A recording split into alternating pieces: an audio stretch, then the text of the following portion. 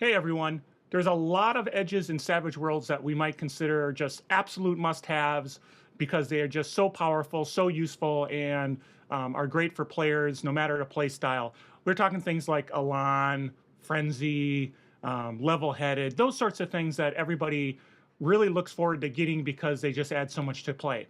I'd like to say there's one more out there that we should consider, and that is Mystic Savage World, one of the best games today. Hey, everyone, it's Carl with Tabletop Tango. Look at the bubbles, do the stuff. We'd love your support.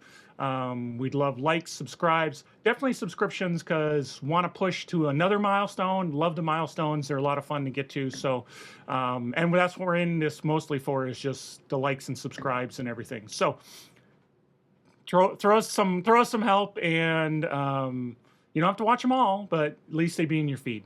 So anyway, what are we talking about today? So we're talking about mystic powers. So what is mystic powers? Well, mystic powers is an edge that you can take that gives a non-arcane background player some arcane powers that they can activate with a set of power points that they have allocated to them. They're all for self, so they're really just powers that affect them, that make them more effective. So I think they were introduced in Savage Pathfinder as part of some of the class edges, like paths through the class edges. I'm not sure because it's also in the Horror Companion, which is around the same time, but I'm going to say it's Savage Pathfinder. And so what is a mystic power specifically? And so we find these now in some of the modern companions. So the Fantasy Companion, Sci-Fi Companion has it, Savage Pathfinder has it, we see it in the Legend of Ghost Mountain, and we also see it in the Horror Companion. So I'm going to read out of the latest and greatest, which is the Science Fiction Companion, which is the last one that's got released. So let's talk about it. So mystic powers, its requirements is seasoned. There's other requirements based on the character type that you're trying to put a mystic power on. So for example, in a fantasy game, they've got Fantasy Companion, they have mystic powers for Paladin, Barbarian, etc., that sort of thing. And each one has a different flavor to it based on that character's class.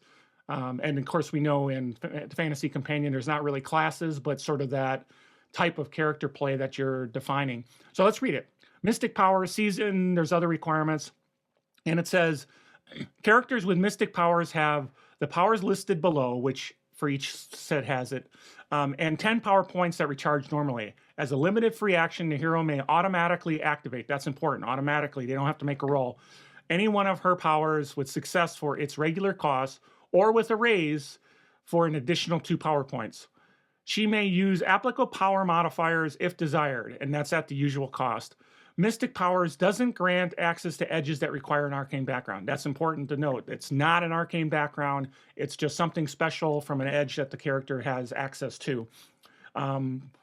It says mystic powers doesn't grant access to edges that require arcane backgrounds, but the warrior can take power points or soul drain edge, substitute spirit for the arcane skill requirement. If the hero also has an arcane background, none of the edges or anything apply to the mystic powers if you already have an arcane background. Now, this last part, which is power points or soul drain, I was looking in Savage Pathfinder where I think this was kind of introduced, and they don't have that even defined where you can take additional power points or soul drain. At least it's not listed in some of those mystic things, or I missed them. So in the comments, if I missed them and there's a page number, send them to me, drop a note, because we can learn together that way. And that's the important part. So that's mystic powers. So let's start with Savage Pathfinder, because that's where I think it was mostly introduced. Savage Pathfinder does it as part of the class progression, because we know in Savage Pathfinder there's class edges, and they define sort of that you're a barbarian, you're a ranger, you're whatever. That's defined by sort of taking these class edges. And so within some of the class edges, progression trees, there was some mystic powers defined, and those were defined for monk, paladin, and ranger. And so the monk, and we'll see this a lot. Most of the time, the mystic powers also provide a boost trait as one of the powers, and then there's a few other powers that represent sort of the character type or what would be typical for somebody like that.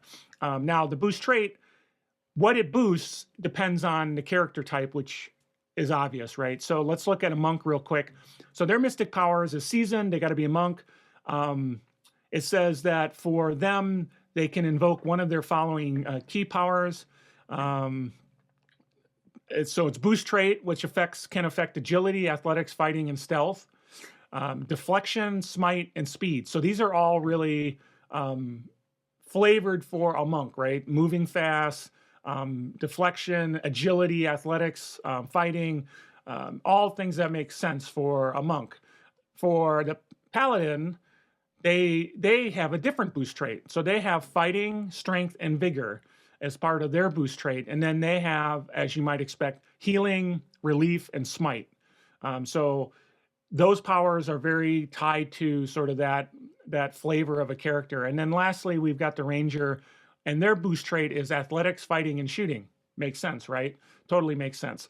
And then they also get entangle, warrior's gift. So it's real powerful stuff. Now, I mentioned, and I'll mention again as we're in this, these are self only. So these are only for self. So for example, warrior's gift is only for the ranger as a character. And you don't get the benefit of less power points because you put a limitation on, because that limitation just is. So you're not decreasing the PowerPoint costs because you put a limitation on. So very cool. And if we look at the science fiction companion, which is the latest book, it even has a couple. It has what's called a Star Warrior, which has boost trait of fighting strength and vigor. Sounds a lot like some others. Deflection, protection, smite, and telekinesis. And then that one says telekinesis does not have the personal limitation, because I guess that makes sense, right? And then they have telepath, which has confusion, empathy, mind reading, relief, and stun. Now you notice they don't have a boost trait, but that from a flavor standpoint, the telepath has a specific flavor. Now, I talked about the Savage Pathfinder.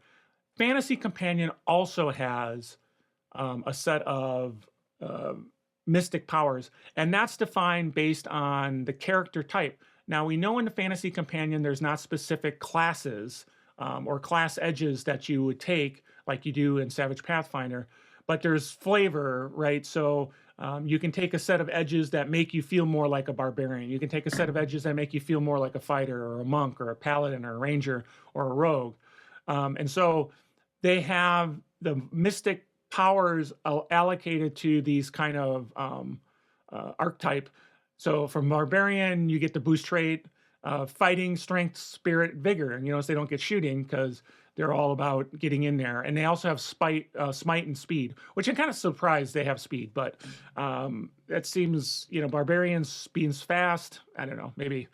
Then they have fighter, they have monk, they have paladin, ranger, and rogue. Rogue is interesting because rogue gets boost trait on athletics, stealth, and thievery. And so that's really good for them, right? With the thievery power. They have dark sight, lock, wall walker.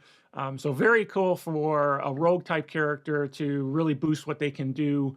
Now the ranger, interesting. It's different than in Savage Pathfinder, and I think this is because Fantasy Companion was a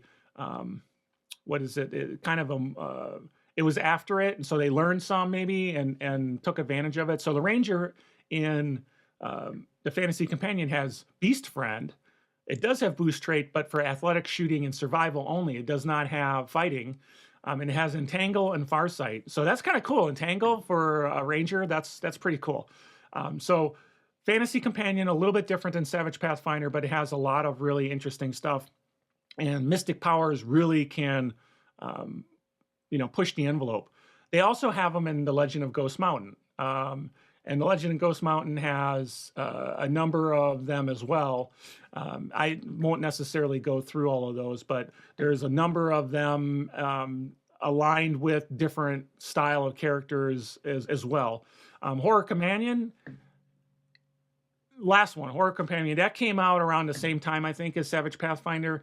And that has more of the same flavor as Savage Pathfinder, where it's kind of aligned with a specific type of character. And so mystic powers in a horror companion are allocated to angels, demons, mummies, and phantoms. And they have the same thing with the same requirements, the same limitations. And so, for example, Angel has two different styles. There's Death and there's Herald. Death would have boost trait and deflection, protection, self only, smite. Herald has boost lower trait, divination, healing, scrying. So lots of interesting stuff. So I walked through some of the ones that are in the books.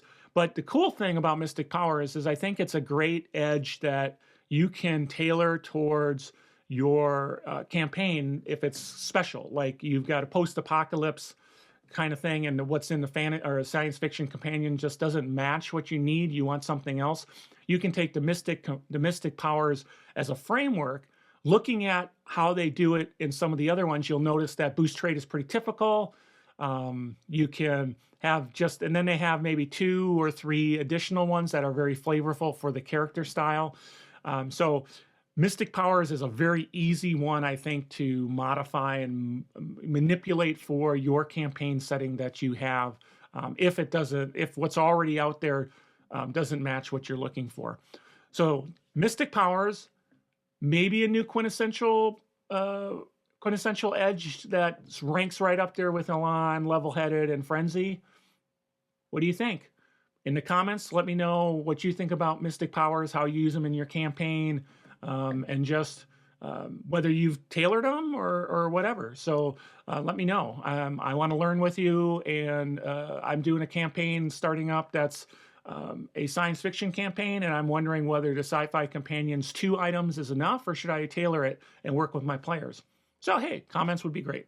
So once again, I'm Carl with Tabletop Tango. Look at the bubbles, do the stuff. We'd love your like, support, everything. Again, please subscribe. I'm begging. Please subscribe, and we'll talk to you later. Bye. Savage Worlds, one of the best games today.